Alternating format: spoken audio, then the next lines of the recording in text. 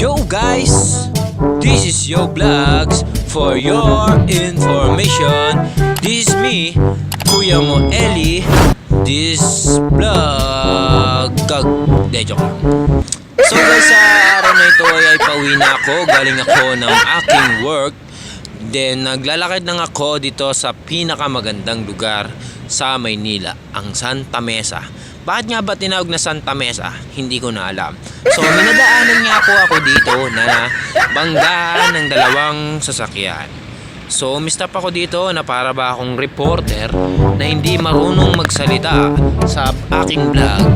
So ayun na nga po, at lagi kong ipinapaalala sa inyo at sa mga gumagamit ng 4 wheels dyan, lagi po tayong mag-ingat, ating mga kaibigan sa ating pag-drive. So nakita nyo, zoom ko ng kaunti para makita ninyo ang basag na nangyari. So sa part na to ay wala talaga akong magawa at nahihiya din akong mag-video-video dito.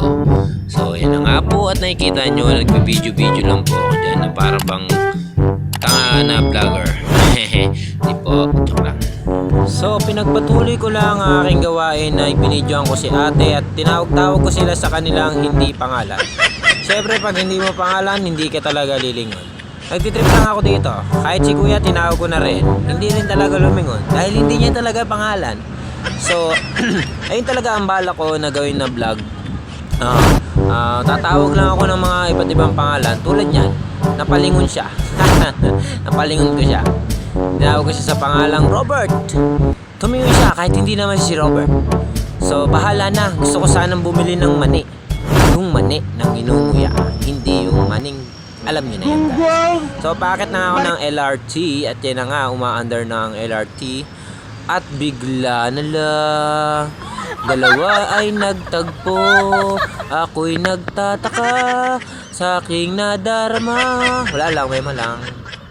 So yun. Oh, magandang dilag. So yun na, napadaan lang ako at slow mo lang naman ng kaunti. At ayan na, binibidyoan ko ang aking sarili na para akong wala sa sarili. Ayan na, video lang na tularin akong magawa sa loob ng LRT. So sa part na yun, nakakala ko na bawal mag-video sa loob. Kasi para akong sinususpensyahan ng guard, titingnan niya ako. So hindi ako tumitingin, umiiwas talaga ako ng tingin sa kanya. So wala akong magawa video. Hanggang sa paglabas na ako ng LRT, dumating na nga po ako ng Katipunan. Kung mapapansin nyo, pagod na pagod talaga itsura ko niyan. Pero okay lang dahil pauwi na rin ako at makakapagpahinga na. So yan, yung hand sign na yan, hindi ko talaga lubos maiwasan yung hand sign na yan guys. So ayan yung magiging trademark ko kapag in case na ako ay mag-boom sa vlog ko. So yun guys, pakisuportahan nyo na lang yung vlog ko na walang kwenta. Ang tinatawag ko sa vlog na to, random vlog. Hindi ko alam eh, hindi ko talaga alam. So paakit na ako ng escalator na para bang umaakit ako ng pataas. So gagamitin ko muna yung aking identification ng Hunter x Hunter para makalabas ako. Hunter x Hunter talaga eh, no? Favorite team. Para was shoutout dyan sa mga nanonood ng Hunter x Hunter. So yan na nga, palabas na nga po ako ng LRT papunta ng Katipunan at palabas na nga ako.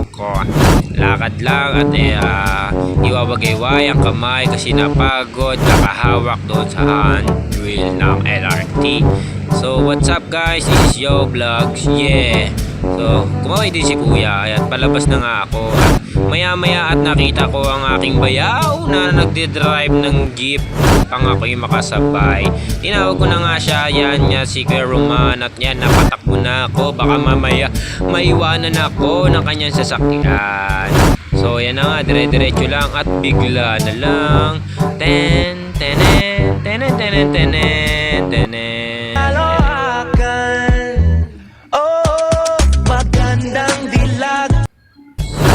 So disclaimer lang sa vlog na to, hindi po ako babaero at kusa ko lang pong nakuha ng video na yun.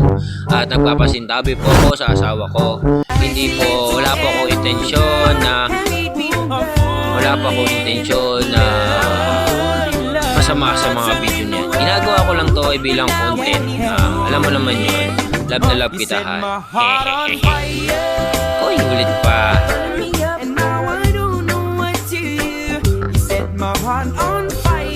Oh, yari ka talaga sa asawa mo. Yari ka talaga. So, talagang tinagalan mo pa talaga, para may makontek ka, ha? Yari ka talaga pag So guys, ito na nga po at binidyoan ko lang ang aming sarili na nakasakay sa jeep. Kasama ko si Kuya Roman habang nagda-drive. Init na init kaming dalawa kasi nga sobrang init ngayong ano.